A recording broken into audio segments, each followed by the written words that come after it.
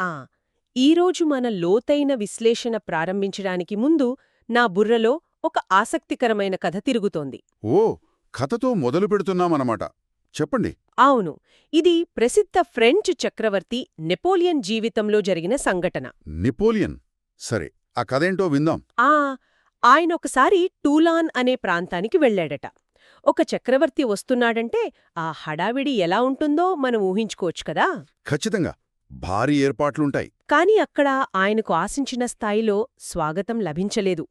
దానికాయనకు విపరీతమైన కోపమొచ్చేసింది. సహజమే, చక్రవర్తి కదా. వెంటనే అక్కడి మేయర్ను పిలిపించి గద్దించాడు. నేను చక్రవర్తినని తెలుసా? నా రాకకు సూచనగా 101 సార్లు ఫిరంగిని కాల్చాలని నిబంధన ఉందన్న విషయం గుర్తులేదా అనడిగాడు. ఓ, దానికి ఆ అధికారి ఏమన్నాడు? ఆ అధికారి వణికిపోతూ, చిత్తం మహాప్రభూ, అన్నీ తెలుసు. ఫిరంగీ కాల్పులకు తగిన ఏర్పాట్లు కూడా చేశాం. కానీ ఒకే ఒక్కటి తక్కువుంది అన్నాడు. ఏర్పాట్లు చేసి ఒకటే తక్కువ అన్నాడా? అవును. ఏమిటది అని నెపోలియన్ అడిగితే ఆ అధికారి ఏమన్నాడో తెలుసా? ఫిరంగి అని బదులిచ్చాడు. ఫిరంగి లేకుండా ఫిరంగి కాల్పుల ఏర్పాట్లు చేశారా? ఇది వినడానికి భలే నవ్వులాటగా ఉంది కాని దీని వెనుకున్న అసలు అర్థం చాలా లోతైనది. అవును, సరిగ్గా అదే. అంటే ఒక లక్ష్యం ఎంత గొప్పదైనా సరే, దానికోసం మనం చేసే ప్రణాళికలు ఎంత ఘనంగా ఉన్నా, ఆ పనిని పూర్తి చేయడానికి కావలసిన అసలైన పనిముట్టు అనగా సాధనం మన దగ్గర లేకపోతే అదంతా ఎందుకూ పనికిరాకుండా పోతుంది. ఎగ్జాక్ట్లీ. సరిగ్గా ఇదే పాయింట్ మీద ఈరోజు మన విశ్లేషణ కొనసాగుతుంది. ఈరోజు మనం చర్చించబోయే అంశం సాధన సామాగ్రి సన్నద్ధత. దీన్నే ఇంగ్లీష్లో టూల్ సెట్ అంటారు. టూల్ సెట్ చాలా ముఖ్యమైన టాపిక్ ఇది. ముఖ్యంగా సివిల్ సర్వీసెస్ అంటే ఐఏఎస్ లాంటి అత్యున్నత పరీక్షల కోసం సిద్ధపడేటప్పుడు, అందులోనూ మన తెలుగు సాహిత్యం ఆప్షనల్గా ఎంచుకున్నప్పుడు విజయం సాధించడానికి ఎలాంటి వనరులు, వ్యూహాలు కావాలనేది మన ముందున్న ప్రధాన సమాచారం. అవును, దీనొక కేస్ స్టడీగా తీసుకుని ఈ సాధన సామగ్రిని ఎలా సమకూర్చుకోవాలో మనం విడమర్చి చెప్పాలి. తప్పకుండా. ఇక్కడ ఇంకో ముఖ్యమైన కోణం కూడా మనం గమనించాలి. ఈ టూల్ సెట్ సూత్రాలు కేవలం యూపీఎస్సీ పరీక్షలు రాసే అభ్యర్థులకే పరిమితం కాదు. అంటే మిగతా వాళ్లకు కూడా ఉపయోగపడతాయా? 100%.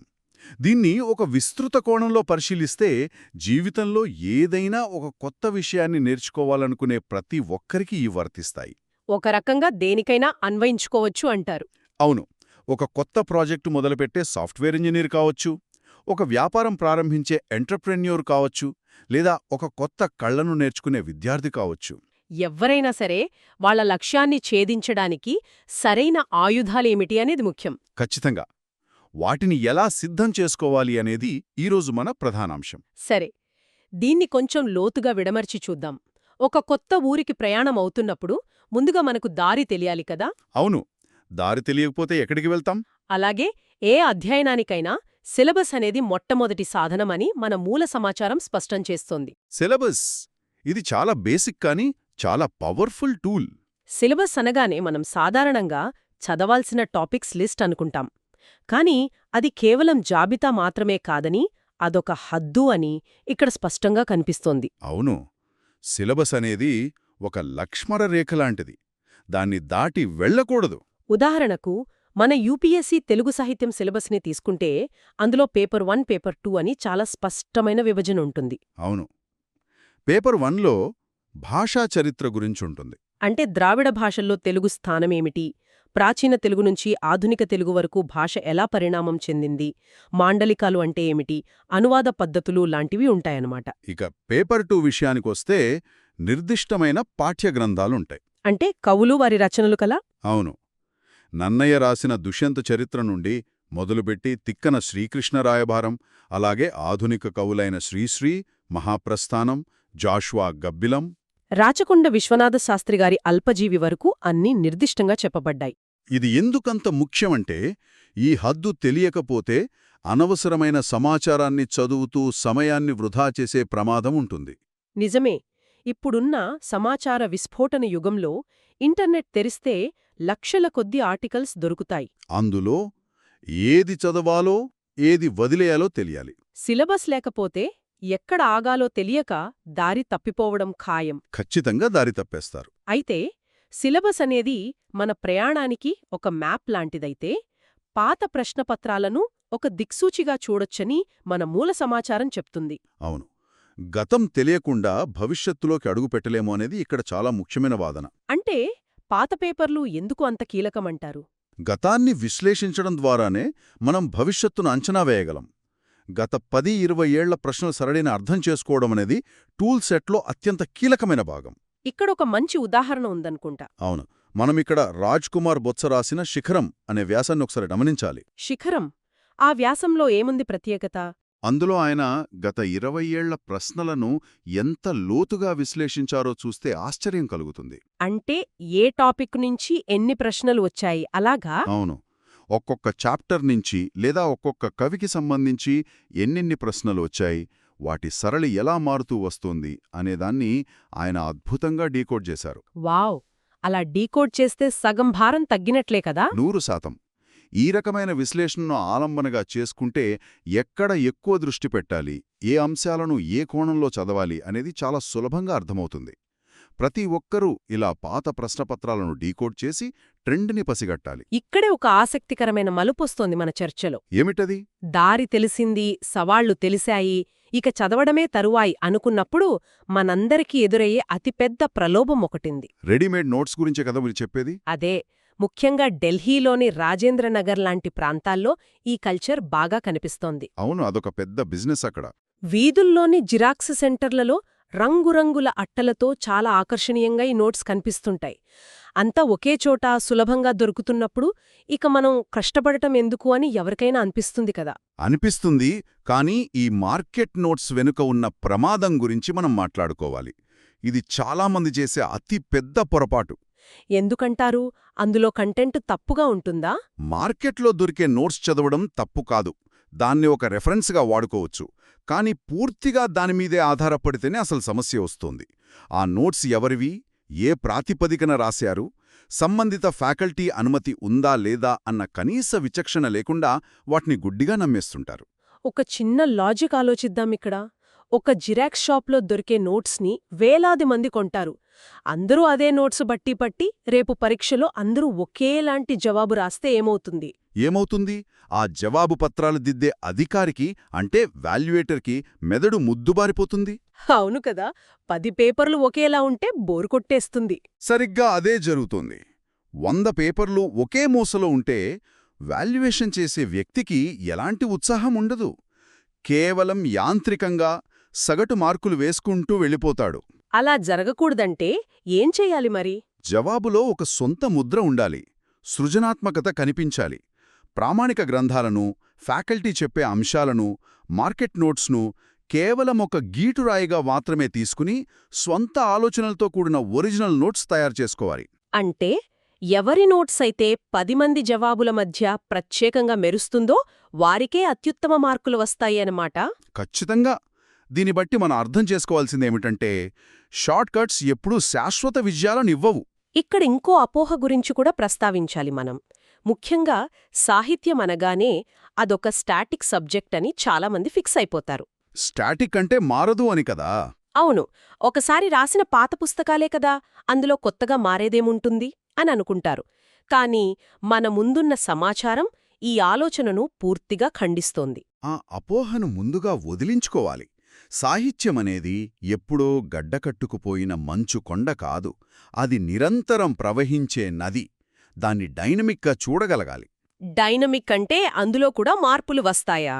ప్రాచీన కవుల మీద కూడా ఈ రోజుల్లో కొత్త పరిశోధనలు వస్తూనే ఉంటాయి. భాషాశాస్త్రం మీద నిరంతరం చర్చలు జరుగుతూనే ఉంటాయి. ఆధునిక సాహిత్యంలో కొత్త ధోరణులు పుట్టుకొస్తూనే ఉంటాయి. అంటే కరెంట్ అఫైర్స్ లాగా అన్నమాట. ఒక రకంగా అంతే. ఇలాంటి సమకాలీన అంశాలను ఎప్పటికప్పుడు తెలుసుకుంటూ ఉండాలి. ఇంటర్నెట్, వివిధ సాహిత్య పత్రికలు, సమీక్షా వ్యాసాల ద్వారా కొత్త సమాచారాన్ని సేకరించి దాన్ని మన నోట్సుకు జోడించుకుంటూ ఉండాలి. అప్పుడే మనం రాసే సమాచారంలో ఒక తాజాదనం కనిపిస్తోంది కదా. అవును, ఆధునిక సాంకేతిక పరికరాలను ఇలా సమాచార సేకరణకు ఉపయోగించుకోవడం ఈ రోజుల్లో ఒక ముఖ్యమైన స్కిల్. ఇప్పటివరకు మనం పుస్తకాలు, నోట్స్, సిలబస్ లాంటి భౌతికమైన సాధనాల గురించి మాట్లాడుకున్నాం. కానీ ఈ టూల్ సెట్లో అత్యంత శక్తివంతమైన మరొక అంశం ఉంది. అదేంటి? అదే మానవ వనరులు. దీన్ని వివరించడానికి మన దగ్గర ఒక అద్భుతమైన ఉదాహరణ ఉంది. 2018లో జరిగిన క్యాట్ పరీక్షల్లో ఒక సంచలనం జరిగింది. క్యాట్ పరీక్షలు అంటే మేనేజ్మెంట్ ఎంట్రన్స్ కదా? అవును, అఖిల భారత స్థాయిలో జరిగే ఈ అత్యంత కఠినమైన ప్రవేశ పరీక్షలో అమన్ గార్గ్, దేవాంశ్ కౌశిక్, అన్మోల్ గుప్తా అనే ముగ్గురు వ్యక్తులు వరుసగా తొలి 3 స్థానాలు సాధించారు. అంటే ర్యాంక్ 1, ర్యాంక్ 2, ర్యాంక్ 3 ముగ్గురు ఒకే గ్రూప్ వాళ్ళా? అవును, ఒకేసారి ఒకే గ్రూప్లోని ముగ్గురు టాప్ ర్యాంకులు కొట్టడం వెనుక ఉన్న వ్యూహం గురించి వాళ్లు చెప్పిన విధానం చాలా ఆసక్తికరంగా ఉంటుంది. ఆ సంఘటన అప్పట్లో ఒక కేస్ స్టడీగా నిలిచింది కూడా. అంతటి కఠినమైన పరీక్షలో ఆ ముగ్గురు అనుసరించిన వ్యూహమే మనమిక్కడ అర్థం చేసుకోవాల్సింది. ప్రస్తుతం ఏ పోటీ పరీక్ష చూసినా అభ్యర్థుల సంఖ్య లక్షల్లో ఉంటుంది. దానికి తగ్గట్టుగానే సమాచారం కూడా విపరీతంగా పెరిగిపోయింది. అవును, ఒక వ్యక్తి సిలబస్ మొత్తం ఒంటరిగా అన్ని పుస్తకాలు చదివి పూర్తి చేయడం దాదాపు అసాధ్యం. ఇక్కడే స్మార్ట్ వర్క్ అవసరమవుతుంది. ఆ ముగ్గురు టాప్ ర్యాంకర్లు చేసింది కూడా అదే. వాళ్లు సిలబస్ను పంచుకున్నారా? అవును, వారు తమలో తాము సిలబస్ను విభజించుకున్నారు. ఎవరికి కేటాయించిన భాగాన్ని వారు వివిధ మూలాల నుంచి సమగ్రంగా చదివి ఆ తర్వాత ఒకరికొకరు ఆ విషయాన్ని వివరించుకున్నారు. లోతుగా చర్చించుకున్నారు. దీనివల్ల సమయం ఆదా అవడమే కాకుండా సబ్జెక్టుపై సమగ్రమైన పట్టు దొరుకుతుంది. ఒక సరైన మిత్రబృందమంటే, ఒక ట్రైబుంటే ఎంతటి కష్టమైన టాస్క్ అయినా సులువుగా మారుతుందనడానికి ఇదొక గొప్ప ఉదాహరణ. నిజమే. ఒంటరి పోరాటం కంటే సమాచారాన్ని పంచుకునే ఒక బృందం ఉండటం ఎంత ముఖ్యమో ఇది స్పష్టం చేస్తోంది. మిత్రులుంటారు, చర్చలు జరుగుతాయి, అంతా బాగానే ఉంటుంది. కాని ఈ ప్రయాణంలో మనకు దారి చూపే మార్గదర్శి అంటే ఒక మెంటార్ అవసరం ఏ మేరకుంటుంది అంటారు? ఇది చాలా వ్యాలిడ్ పాయింట్. చరిత్రను ఒకసారి గమనిస్తే అశోకుడిలాంటి చక్రవర్తికి బుద్ధుడు మెంటార్, రష్యన్ విప్లవ వీరుడు లెనిన్కి కార్ల్ మార్క్స్ సిద్ధాంతాలు మెంటార్, ఇక చంద్రగుప్తుడికి చాణక్యుడు మెంటార్ కదా? అవును, ఎంతటి ప్రతిభావంతుడికైనా ఒక గైడ్ ఖచ్చితంగా అవసరం. అంటే ప్రతిభ ఉంటే సరిపోదా? సరిపోదు. ఎంత ప్రతిభ ఉన్నా సరే ఆ ప్రతిభను ఏ దిశలో ప్రయోగించాలి, ఎలా ప్రయోగించాలని చెప్పేది ఒక మెంటర్ మాత్రమే. ఒక మంచి మార్గదర్శి కేవలం సబ్జెక్టును బోధించి వదిలేయడు. ఇంకేం చేస్తారు? మన బలాలేమిటి, మన లోపాలేమిటి అనేది విశ్లేషిస్తాడు. మనం ఎక్కడ తప్పు చేస్తున్నామో నిష్కర్షగా ఎత్తిచూపుతాడు. కరెక్ట్. ఆ తప్పులు దిద్దుకుంటేనే కదా ముందుకు వెళ్లేది. ఈ క్రమంలోనే కోచింగ్ సంస్థల గురించి కూడా మనం మాట్లాడుకోవాలి. కోచింగ్ తీసుకుంటేనే విజయం వస్తుందా, సొంతంగా చదివితే రాదా అన్నదొక నిరంతర చర్చ. అవును, చాలామందిలో ఈ సందేహం ఎప్పుడూ ఉంటుంది. దీనికి మీ సమాధానమేమిటి? కోచింగ్ తీసుకోవాలా వద్దా అనేది పూర్తిగా వ్యక్తిగతమైన నిర్ణయం. సరైన ప్రణాళిక, విపరీతమైన క్రమశిక్షణ ఉంటే సొంతంగా చదివి కూడా విజయం సాధించవచ్చు. కాని ఒక వ్యవస్థీకృతమైన కోచింగ్ వల్ల లాభాలున్నాయి కదా? ఖచ్చితంగా. ఒక వ్యక్తిగత మెంటార్ వల్ల నిర్దిష్టమైన ప్రయోజనాలుంటాయి. ఇందాక మనం చెప్పుకున్నట్లు సిలబస్ మహాసముద్రం లాంటిది. అందులో ఏది చదవాలి, ఏది వదిలేయాలి అని తెలుసుకోవడానికి ఈ మార్గదర్శకత్వం ఎంతో సమయాన్ని ఆదా చేస్తుంది. ముఖ్యంగా ఆన్సర్ రైటింగ్ స్కిల్స్ పెంచుకోవడానికి కూడా మెంటార్ కావాలి. అవును, మన ప్రోగ్రెస్ ఎలా ఉందో ఎప్పటికప్పుడు అంచనా వేసుకోవడానికి, సరైన ఫీడ్బ్యాక్ పొందడానికి మెంటార్ పాత్ర చాలా కీలకం. అయితే ఇక్కడ కూడా గుడ్డిగా వెళ్ళకూడదు. అంటే సరైన ఫ్యాకల్టీని ఎంచుకోవాలి. మనం ఎంచుకునే ఫ్యాకల్టీకి సబ్జెక్టుపై ఎలాంటి పట్టుంది, మారుతున్న పరీక్షల ట్రెండ్ను వారు అప్డేట్ చేసుకుంటున్నారా లేదా, ప్రాక్టీస్ కోసం టెస్ట్ సిరీస్లో సరిగ్గా నిర్వహిస్తున్నారా అనే అంశాలను బేరీజు వేసుకున్న తర్వాతే సరైన మార్గదర్శిని ఎంచుకోవాలి. చాలా స్పష్టంగా చెప్పారు. ఇక్కడ్నుంచి మనం ఈరోజు చర్చలో అత్యంత ఆసక్తికరమైన మరియు అత్యంత కీలకమైన భాగానికి చేరుకున్నాం. అసలైన ఆయుధం గురించి మాట్లాడే సమయం వచ్చింది. అవును, మనం సిలబస్ చూశాం, పాత ప్రశ్నలను విశ్లేషించాం, స్వంత నోట్స్ రాసుకున్నాం. అలాగే ఒక మంచి మిత్రబంధాన్ని, సరైన మెంటార్ను కూడా ఎంచుకున్నాం. ఇవన్నీ ఒక ఎత్తైతే ఆఖరిగా మన చేతిలో ఉండే అసలైన అస్త్రం ఒకటుంది. అదే భాష. ముఖ్యంగా రాత పరీక్షల్లో మనం వ్యక్తీకరించే విధానం. ఈ సందర్భంగా పరిశోధకులు ఆల్బర్ట్ మెహరేబియన్ సిద్ధాంతం గురించి మన మూల సమాచారం ఒక ఆశ్చర్యకరమైన విషయాన్ని పంచుకుంటోంది. ఆల్బర్ట్ మెహరేబియన్ థియరీ చాలా పాపులర్. అది మనం ఎవరితోనైనా మాట్లాడుతున్నప్పుడు మన మాటలు లేదా పదాలు కేవలం 7% మాత్రమే పాత్ర పోషిస్తాయట. మిగతా 93%లో 38% మన గొంతులోని హెచ్చుతగ్గులు అంటే స్వర విన్యాసం, అయితే ఏకంగా 55% మన శారీరక భాష అంటే బాడీ లాంగ్వేజ్ కమ్యూనికేట్ చేస్తుందని ఆయన పరిశోధనలో తేలింది. మనం నిజ జీవితంలో దీన్ని ఎప్పుడు గమనించాం కదా. మన ముఖ కవళికలతో, చేతుల కదలికలతో ఎంతో సమాచారాన్ని ఇతరులకు చేరవేస్తుంటాం. అవును, కానీ ఇక్కడ మనం గమనించాల్సిన అతిపెద్ద చిక్కు ఒకటుంది. ఒక రాత పరీక్ష రాస్తున్నప్పుడు లేదా ఒక వ్యాసం రాస్తున్నప్పుడు ఈ 93% మనకు అందుబాటులో ఉండదు.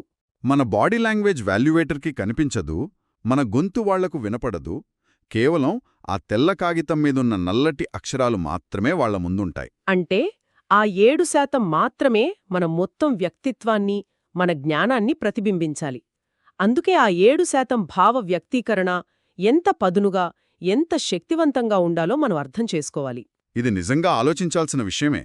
ఆ 7%తోనే ఎదుటివారిని మెప్పించాలి. అయితే ఈ భాషకు సంబంధించి సాహిత్యంలో 4 రకాల వర్గీకరణలున్నాయని మనకు తెలుస్తోంది. అవును. ఆ 4 రకాలేమిటి? వాటిని ఎలా ఉపయోగించాలి? ఇది చాలా లోతైన అంశం.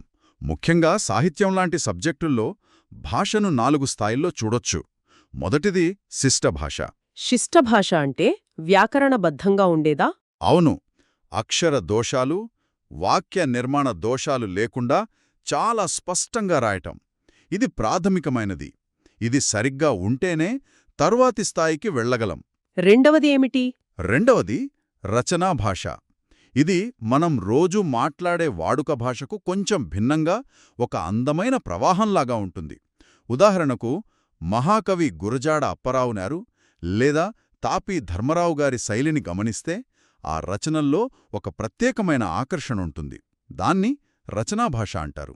బావుంది. మూడవదేంటి? మూడవది మరియు వీటన్నింటికంటే అత్యంత ముఖ్యమైనది భావనల భాష. దీన్నే కాన్సెప్చువల్ లాంగ్వేజ్ అంటారు. ఇక ఆఖరిది అలంకారిక భాష. అలంకారిక భాష ఎక్కడ వాడతారు? ఇది ఎక్కువగా సాహిత్య విమర్శలో ఒక కావ్యాన్ని లేదా కవితను విశ్లేషించేటప్పుడు ఆ అందాన్ని వర్ణించడానికి వాడతారు. ఈ నాలుగింటిలో ఎవరైతే భావనల భాష మీద పూర్తి పట్టు సాధిస్తారో వారే విజేతలుగా నిలుస్తారు. ఇక్కడ నాకు ఒక చిన్న క్యూరియాసిటీ. ఈ భావనల భాష లేదా కాన్సెప్చువల్ లాంగ్వేజ్ ఎందుకు అంత ముఖ్యం? దాన్ని అర్థం చేసుకోవడానికి ఒక అద్భుతమైన నిజజీవిత ఉదాహరణను మనం ఇప్పుడు చూద్దాం. డాక్టర్ వర్గీస్ కురియన్ గారి ఇంటర్వ్యూ గురించి విన్నారా? శ్వేత విప్లవ పితామహుడు. చెప్పండి, ఆ సంఘటనేంటో. మన దేశంలో శ్వేత విప్లవాన్ని తీసుకువచ్చి అమూల్ లాంటి మహాసామ్రాజ్యాన్ని స్థాపించి కోట్ల మంది రైతుల జీవితాలను మార్చేసిన వర్గీస్ కురియన్ గారి జీవితంలో జరిగిన సంఘటన ఇది. ఆయన ఇంటర్వ్యూకి వెళ్ళినప్పుడు మాట కదా? ఆ ఇంటర్వ్యూ బోర్డ్ చైర్మన్ ఆయనను ఒక సాధారణ ప్రశ్న అడిగారు. పాశ్చరైజేషన్ అంటే ఏమిటి అని. పాలకి సంబంధించిన ప్రశ్న అడిగారన్నమాట. ఇక్కడ ఆసక్తికరమైన విషయమేమిటంటే కురియన్ గారు మెటలర్జీ విద్యార్థి. అంటే ఆయన చదివింది లోహశాస్త్రం. పాల గురించి ఆయనకు ఎలాంటి పుస్తక పరిజ్ఞానం లేదు. పాశ్చరైజేషన్ అనేదానికి ఖచ్చితమైన సైంటిఫిక్ నిర్వచనం ఆయనకు తెలియదన్నమాట. అవును.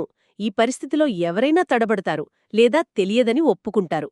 కాని కురియన్ గారేమన్నారో తెలుసా? ఏమన్నారు? ఇక్కడే ఆ భావనల భాష తాలూకు అసలైన శక్తి బయటపడుతుందంటారా? కురియన్ గారు ఎలాంటి తడబాటు లేకుండా, సార్, ఆ ప్రక్రియలో సాంకేతికంగా ఏం చేస్తారో నాకు తెలీదు కాని అది పాలను ఎక్కువ కాలం పాటు పాడవకుండా భద్రపరిచే ఒక విధానమని నా అభిప్రాయం అని చాలా కాన్ఫిడెంట్గా బదులిచ్చారు. గ్రేట్. దానికి ఆ చైర్మన్ ఏమన్నారు? ఆయన వెంటనే, నువ్వు చెప్పింది సరైనదే, నీ ఇంటర్వ్యూ అయిపోయింది, నువ్వెళ్ళొచ్చు అన్నారట. చూశారా? ఆయనకు ఆ పదానికి సంబంధించిన టెక్నికల్ డెఫినేషన్ తెలియకపోయినా దాని వెనుక ఉన్న కాన్సెప్ట్ లేదా భావన ఏమిటో తెలుసు. ఆ ఒక్క కాన్సెప్ట్ గ్రహించడం వల్లే ఆ తర్వాత కాలంలో ఆయన దేశ పాడి పరిశ్రమ ముఖచిత్రాన్నే మార్చేయగలిగారు. అంటే బట్టి పట్టడం కంటే భావనను అర్థం చేసుకోవడం ముఖ్యమన్నమాట. దీన్ని మన సబ్జెక్టులకు ఎలా అన్వయించుకోవచ్చో చూద్దాం. ఎలా అన్వయించవచ్చు? ఏ సబ్జెక్ట్లో అయినా 10 వాక్యాల్లో చెప్పాల్సిన పెద్ద విషయాన్ని రచయితలు ఒక చిన్న పదంలో ఇమిడ్చి చెబుతారు. ఉదాహరణకు మన రాజ్యాంగం గురించి చదివేటప్పుడు సామాజిక న్యాయం, స్వేచ్ఛ, సమానత్వం లాంటి పదాలు తరచుగా కనిపిస్తాయి. అవును. ఇవి కేవలం అక్షరాలు కాదు. వీటి వెనుక వందల ఏళ్ల పోరాటాలు, లోతైన అర్థాలు దాగి ఉన్నాయి. వాటిని ఒక భావనగా అర్థం చేసుకున్నప్పుడే అత్యున్నత న్యాయస్థానాలు వాటిని ఎప్పటికప్పుడు కొత్త కోణంలో ఎందుకు వివరిస్తున్నాయో మనకు బోధపడుతుంది. అలాగే మన తెలుగు సాహిత్యంలో కూడా ఉంటాయి కదా? అవును. తెలుగు సాహిత్యంలో రసం, ధ్వని, వక్రోక్తి, ప్రతీకాత్మకత లాంటి పదాలుంటాయి. ఒక అభ్యర్థి కేవలం ఈ పదాలను ఏదో ఒకచోట ఇరికించడం కాకుండా వాటి వెనుకున్న భావనను పూర్తిగా ఆకళింపు చేసుకోవాలి. ఆకళింపు చేసుకుని తన జవాబులో సరైన సందర్భంలో వాడినప్పుడు ఆ జవాబు ఇచ్చే ఇంపాక్ట్ వేరుగా ఉంటుంది. ఆ 7% పదాలే అత్యంత శక్తివంతమైన ఆయుధాలుగా మారుతాయి. దీన్నే భావనల భాషను సొంతం చేసుకోవడం అంటారు. అద్భుతం. ఇప్పటివరకు మనం సాగించిన ఈ విశ్లేషణను ఒకసారి సింపుల్గా సమగ్రపరుద్దాం. సరే చెప్పండి. ఏ లక్ష్యాన్నైనా సాధించడానికి కావాల్సిన సరైన సాధన సామాగ్రి లేదా టూల్ సెట్ అంటే కేవలం బజారులో దొరికే 100 పుస్తకాలను గదిలో పేర్చుకోవడం కాదు. అవును. ముందుగా మనం వెళ్లే దారికి సిలబస్ను ఒక హద్దుగా గీసుకోవాలి. ఆ దారిలో వచ్చే సవాళ్లను తెలుసుకోవటానికి పాత ప్రశ్నపత్రాలను దిక్సూచిగా వాడుకోవాలి. ఆకర్షణీయంగా కనిపించే రెడీమేడ్ నోట్స్ మాయలో పడకుండా విశ్లేషణాత్మకమైన, సృజనాత్మకమైన ఒరిజినల్ నోట్స్ను సొంతంగా తయారు చేసుకోవాలి. సమయాన్ని వృధా చేయకుండా సమాచారాన్ని పంచుకునేలా ఒక స్మార్ట్ మిత్ర బృందాన్ని ఏర్పాటు చేసుకోవాలి. అలాగే మన ప్రయాణాన్ని సరైన దిశలో నడిపించే ఒక మంచి మెంటర్ను ఎంచుకోవాలి. వీటన్నింటికీ మించి సబ్జెక్ట్లోని భావనల భాషను లోతుగా అర్థం చేసుకుని మన వ్యక్తీకరణను పదును పెట్టుకోవాలి. ఈ టూల్ సెట్ ఎవరి దగ్గరైతే పక్కాగా ఉంటుందో వారు సివిల్స్ లాంటి కఠినమైన పరీక్షల్లోనే కాదు, ఏ రంగంలోనైనా విజయం సాధించటం ఖాయమని మనకు స్పష్టమవుతోంది కదా. ఖచ్చితంగా ఇవన్నీ మన ప్రయాణానికి అవసరమైన అత్యంత అద్భుతమైన సాధనాలు. ఇందులో ఎలాంటి సందేహం లేదు. అయితే ఈ చర్చను ముగించే ముందు ఒక కొత్త ఆలోచన పంచుకోవాలి. ఒక కొత్త ఆలోచన ఏంటది? మనం ఇంతసేపు బయట దొరికే పుస్తకాలు, మిత్రులు, నోట్సు, మెంటర్, అలాగే మనం వ్యక్తపరిచే భాష గురించి చాలా వివరంగా మాట్లాడుకున్నాం. అవును. కానీ ఈ టూల్ సెట్ మొత్తాన్ని నడిపించే ఒక అదృశ్య సాధనం ఇంకొకటుంది. అదృశ్య సాధనమేంటది? అదే మన మైండ్ సెట్, అంటే మన మానసిక దృక్పథం. మనం ఎన్ని గొప్ప పుస్తకాలు చదివినా, ఎంత గొప్ప మెంటార్ దగ్గర శిక్షణ తీసుకున్నా, ప్రయాణంలో ఎదురయ్యే వైఫల్యాలను, ఒత్తిడిని తట్టుకుని నిలబడే మానసిక దృఢత్వం, ఆ రెసిలియన్స్ లోపల్నించి రాకపోతే ఏమవుతుంది? ఏమవుతుంది? అంతా కొలాప్స్ అవుతుంది. మనం చర్చ మొదట్లో చెప్పుకున్న నెపోలియన్ కథ గుర్తుంది గదా? అవును, ఆ ఫిరంగి కథ. అన్ని ఏర్పాట్లు ఘనంగా చేసి ఫిరంగిని మర్చిపోయినట్లు అవుతుందా పరిస్థితి. నిజమే. కాబట్టి ఆ అద్భుతమైన భౌతిక సాధన సామాగ్రికి ఆత్మవిశ్వాసం, పట్టుదలనే మీ సొంత మానసిక దృక్పథాన్ని ఎలా జోడిస్తారు అనేది ఒక్కసారి ఆలోచించండి. ఆ రెండింటి కలయికే అసలైన విజయం. వండర్ఫుల్. నిజంగా చాలా లోతుగా ఆలోచించాల్సిన విషయమిది. సరైన టూల్ సెట్కి బలమైన మైండ్ సెట్ తోడైతే సాధించలేనిది ఏమీ ఉండదు. ఈ ఆసక్తికరమైన ఆలోచనతో ఈరోజు మన విశ్లేషణను ముగిద్దాం. మరిన్ని కొత్త విషయాలతో మరో లోతైన చర్చలో కలుద్దాం. అప్పటివరకు సెలవు. నమస్కారం. నమస్కారం.